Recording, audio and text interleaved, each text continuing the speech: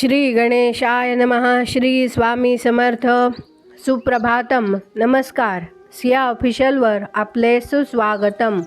योगेशं सच्चिदानंदं वासुदेवं व्रजप्रियं धर्मसंस्थापकं वीरं कृष्णं वंदे जगद्गुरुं. आज आपण महाभारतातल्या पहिल्या खंडातले आदिपर्व पुढे वाचायला सुरुवात करूया. आज आपण पांडवांचे वारणावतास गमन हा कथाभाग पुढे वाचूया. वैशंपायन म्हणाले, यानंतर भरपूर द्रव्य देऊन आणि चांगली संभावना करून दुर्योधनाने आपल्या धाकट्या भावांच्या संगनमताने सर्व अमात्यांना बेबाताने आपलेसे करून घेतले. वारणावत नगर फारच रमणीय आहे असे काही चतुर्मंत्री धृतराष्ट्राच्या सांगण्यावरून पुन्हा पुन्हा बोलत राहिले. यावेळी वारणावत नगरात अनेक प्रकारच्या रत्नांच्या कांतीने रमणीय झालेल्या स्थळी भगवान पशुपतीच्या उत्सवाच्या निमित्ताने फार मोठा समाज जमलेला आहे. अखिल जगतात यासारखा अत्यंत रमणीय देखावा अन्यत्र कुठे असेल असे मला वाटत नाही. अशा प्रकारच्या गोष्टी हे चतुर्मंत्री धृतराष्ट्राने पढविल्याप्रमाणे बोलू लागले. वारणावत नगर अतिशय रम्य आहे असे पुन्हा पुन्हा कानावर येत राहिल्यामुळे तिकडे वास्तव्य करण्यासाठी जावे असा विचार पांडवांच्याही मनात येऊ लागला. वारणावतास जाण्याचा पांडवांचा विचार झाला आहे असे कळताच धृतराष्ट्र त्यांना भेटावयास गेला आणि त्यांना म्हणाला, वारणावत नगर अतिशय रमणीय आहे असे माझ्या सेवकांनी मला अनेक वार सांगितले आहे. वत्सांनो, तुमची इच्छा असेल तर तेथे सध्या चाललेल्या उत्सवात भाग घेण्यासाठी तुम्ही तुमच्या कुटुंबातील माणसांबरोबर आणि मित्रांबरोबर तिकडे जा आणि देवांना साजून दिसेल अशा रीतीने तेथे विहार करा. प्रत्यक्ष देवांप्रमाणेच तेजस्वी असलेले तुम्ही ब्राह्मणांना आणि गायकांना तुमच्या इच्छेप्रमाणे रत्ने बहाल करा आणि काही दिवस अशा प्रकारे विहार करून भरपूर आनंद लुटल्यावर संतुष्ट मनाने या हस्तिनापुरात पुन्हा परत या. वैशंपायन म्हणाले, धृतराष्ट्राची ही इच्छा ध्यानात घेऊन आणि आपल्यालाही विदुरासारख्या मातब्बर पुरुषाचे सहाय्य आहे असा विचार करून ठीक आहे असे युधिष्ठिराने धृतराष्ट्राला उत्तर दिले. नंतर शांतनु पुत्र भीष्म, प्रज्ञावंत विदुर, द्रोणाचार्य, बाल्लिक, कौरव, सोमदत्त, कृप, द्रोणाचार्यांचा पुत्र अश्वत्थामा तसेच भूरिश्रवा, इतर मान्य अमात्य, तपोधन ब्राह्मण, पुरोहित, नागरिक आणि यशस्विनी गांधारी या सर्वांना उद्देशून युधिष्ठिर खिन्न होऊन अगदी मृदू शब्दात म्हणाला, धृतराष्ट्राच्या आज्ञेवरून दाट वस्तीने गजबजलेल्या रमणीय वातावरणात नगरात वारणावत नगरात आम्ही आप्तेष्टांसह जात आहोत. प्रसन्न मनाने आपण आम्हाला शुभ आशीर्वाद द्या. आपल्या आशीर्वादाचे बळ आमच्या पाठीशी असल्यावर कोणतीही अशुभ गोष्ट आमच्या वाट्याला येणार नाही. युधिष्ठिर असे बोलल्यावर साऱ्या कौरवांचे चेहरे खुलले आणि युधिष्ठिराच्या इच्छेप्रमाणे त्यांनी पांडवांचे अभिष्ट चिंतन केले. पांडुपुत्रांनो, मार्गात तुमचे कल्याण असो. तुम्हाला कसलाही त्रास न होवो. कोणत्याही प्राण्यांपासून तुम्हाला कसलाही उपद्रव न होवो आणि केव्हाही कसलेही अशुभ तुमच्या वाट्याला न येवो. नंतर आपल्याला राज्य म्हणजेच राज्याचा वाटा मिळावे यासाठी पांडवांनी स्वस्त्ययन म्हणजे स्वस्ती वाचन केले आणि प्रयाणाची सर्व सिद्धता करून ते वारणावताकडे निघाले.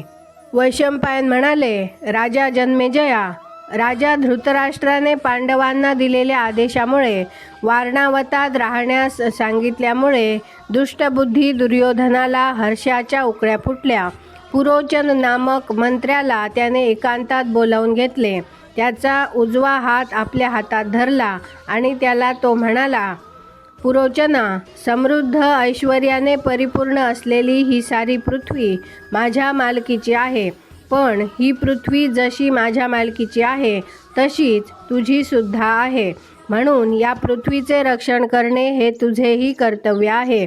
ज्याच्याबरोबर खलबत करावे, ज्याच्याबरोबर मसलत करावी असा तुझ्यापेक्षा अधिक विश्वसनीय मंत्री अन्य कोणीही नाही. बाबा पुरोचना, ही आपली मसलत कुणालाही कळू देऊ नकोस आणि मोठ्या चतुराईने हिकमत लढवून माझ्या शत्रूंचा म्हणजेच पांडवांचा काटा काढ. मी सांगतो त्याप्रमाणे कर. धृतराष्ट्राने पांडवांना वारणावतास धाडले आहे. तेथील उत्सवाचा सोहळा पाहावा असे धृतराष्ट्राने त्यांना सांगून ठेवले आहे. त्याप्रमाणे ते उत्सवात रमतील. तेव्हा तू असे कर की खेचरे जोडलेल्या वेगवान रथामध्ये तू बैस आणि आजच्या आज वारणावताला पोचता येईल असे बघ. वारणावतात गेल्यावर तू वेशीवरच राहा आणि अगदी निर्जन जागी एक चौसोपी वाडा बांधवून घे. यासाठी वाटेल तेवढा खर्च कर. वाख, सर्जरस म्हणजे राळ अशांसारख्या झटकन पेट घेणाऱ्या जिनसा त्या वाड्यात साठवून ठेव. तसेच तूप, तेल, भरपूर चरबी आणि लाख मातीमध्ये मिसळावयास सांग आणि या मिश्रणाच्या भिंतींना गिलावा करवून घे. तसेच वाखंड्या, तेल, तूप, लाख आणि वाळलेले सरपण इत्यादी वस्तू त्या वाड्यामध्ये ठिकठिकाणी विखरून ठेव. पण एक खबरदारी मात्र अवश्य घे. पांडवांनी आणि दुसऱ्या लोकांनी कितीही बारकाईने कसून पाहिले तरी या वाड्यात ज्वालाग्राही पदार्थ सगळीकडे पेरून ठेवले आहेत हे त्यांना चुकून देखील कळणार नाही. अशा धोरणाने साऱ्या गोष्टी झाल्या पाहिजेत. मी सांगतो त्याप्रमाणे वाडा बांधून तयार झाल्यावर तू तेथे जा आणि पांडवांचा, कुंतीचा आणि त्यांच्या गोतावळ्याचा अगदी थाटामाटात आदर सत्कार करून घे. ते सर्वजण त्या वाड्यातच राहतील अशी व्यवस्था कर. त्या वाड्यात पांडवांसाठी दिव्य आसने आणि दिव्य शयने म्हणजे पलंग तू तयार ठेव. तसेच त्यांच्यासाठी उत्कृष्ट वाहनेही तू तयार ठेव. हे काम इतके चोख झाले पाहिजे की माझे वडील धृतराष्ट्र अगदी खुश झाले पाहिजेत. वारणावत नगरात या कानाचे त्या कानाला कळणार नाही अशा करामतीने सारे काही यथासांग पार पडले पाहिजे. काळ आपल्याला अनुकूल आहे तेवढ्यातच सारा चक्रव्यूह रचला पाहिजे. पांडवांना कसलीही शंका आलेली नाही याची खात्री करून घेऊन ते अगदी निशंकपणे झोपल्यावर वाड्याच्या दरवाजापाशी तू आग लाव.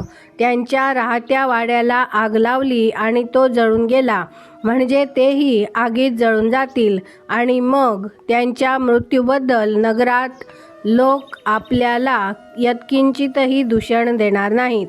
दुर्योधनाने अशा सूचना केल्यावर ठीक आहे, आपल्या सांगण्याप्रमाणे करतो असे पुरोचन त्याला म्हणाला आणि खेचरांच्या वेगवान रथात बसवून तो भरदौड वारणावताकडे निघाला. दुर्योधनाच्या अर्ध्या वचनात असलेल्या तो पुरोचन अगदी झपाट्याने वारणावतात पोहोचला आणि दुर्योधनाने सांगितल्या बरहुकूम त्याने प्रत्येक गोष्ट केली. आज आपण इथे थांबूया. माझ्या सिया ऑफिशियलला सबस्क्राईब केले नसेल तर कृपया आत्ताच सबस्क्राईब करा आणि दररोज महाभारत कथा ऐकण्याचा आनंद अवश्य घ्या. बाजूच्या बेलवर क्लिक करून लाईक करायला विसरू नका. शेअर करा, कमेंट करा आणि राधे राधे लिहायला विसरू नका. धन्यवाद. जय श्री कृष्ण.